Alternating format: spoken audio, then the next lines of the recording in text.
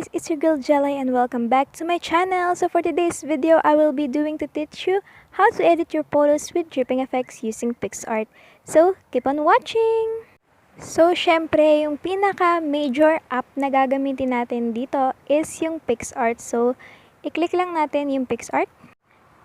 Then pindutin yung plus sign button sa baba. After that, pumili ka na ng photo na gusto mong i-edit. So, ayan, pili lang tayo. So, ito yung pinili kong. So, ayan, tapos pindutin mo yung FX tab sa baba or yung effects para makapili ka ng effects na gagamitin mo. So, punta tayo sa magic na tab. Ayan. And then, choose undead.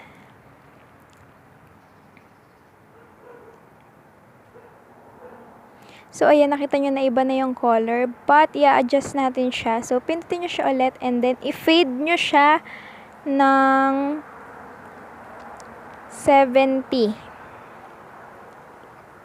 Ayan. Tapos, pindutin nyo yung tatlong dot dito sa gilid ng 70. Ayan. Then, i-erase nyo lang gamit yung eraser yung mga masyadong dark na parts. But, i-adjust muna natin yung eraser into the size of 50, opacity ng 60, and yung hardness niya ng 50.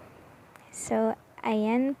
Then, pwede mo nang i-delete yung mga masyadong dark na parts ng photos mo. So, ayan. I-delete lang natin. Para mas magmukhang natural, pero mas cartoonify or mas makatotohanan yung pagka-cartoon ng photo mo. So, pagtapos ka na, i-click mo lang yung check sa taas para ma-apply siya. Then, balik tayo sa effects. Then, choose the tab artistic and oil painting. Tapos, ayan. Ilagay nyo siya ng amount na 6. Then, yung fade niya is 0.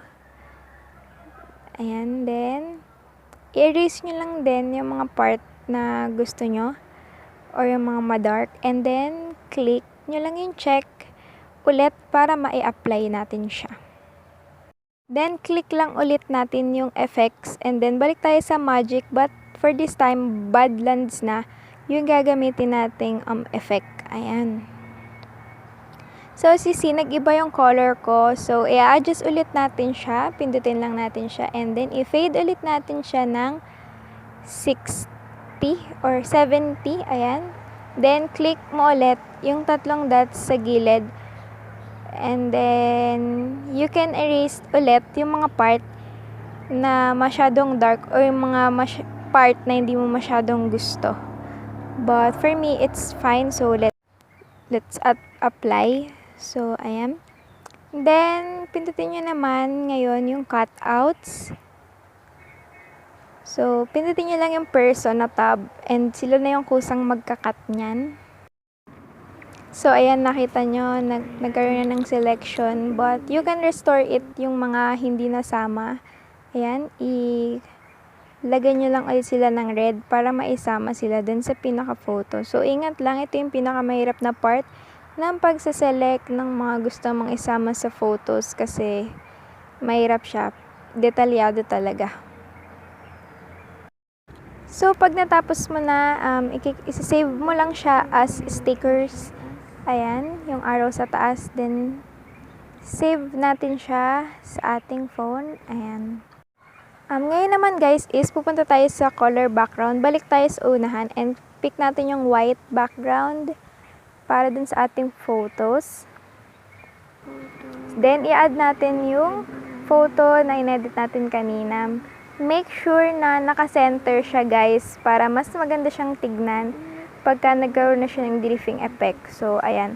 Adjust nyo lang. And then, kapag okay na is, add na natin yung drifting effect. Etong drifting effect na to guys is ma-search nyo sa Google. And meron din siya dito sa sticker sa Picsart. So, lagay nyo lang drifting effect, black paint, and lalabas na siya. So, i-blend natin siya ngayon ng lighten. So, ayan, nakikita nyo na guys. But medyo rectangle kasi siya, kaya i-erase natin yung mga part na masyadong halata na edited. So, ayan, remove lang natin.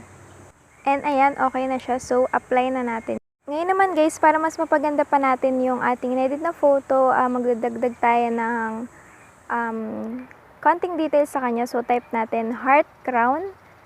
Sa stickers to guys So, pili lang tayo ng heart crowns na magka-complement dun sa kulay ng ine-edit nating photo. So, I would like na black yung gawin kong heart na may border na gray. Yun yung gusto ko. So, hanap tayo. Ayan, may nakita na ako. So, hintayin natin loading.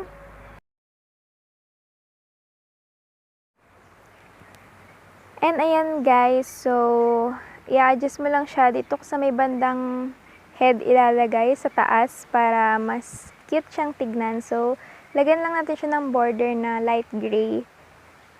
And ayan, nipisan lang natin. Tapos, burahin natin yung mga details na tumatama dun sa pinaka-hair. And then, ngayon naman guys, is punta tayo dito sa tab na brush. And then, maghanap tayo ng bling effect or mga sparkle. Kasi gusto ko, ayan.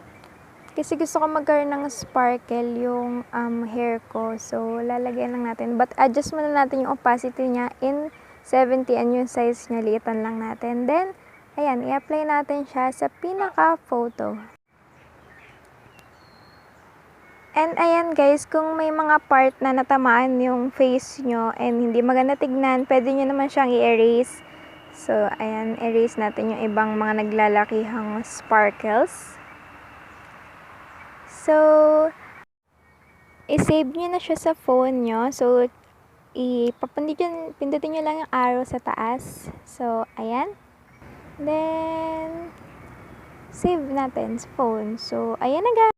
And tada! Ayan yung before and after photo. So, sana nagustuhan nyo tong tutorial na to and makatulong to sa inyo. So, comment down below if nakatulong tong tutorial na to. Thank you for watching!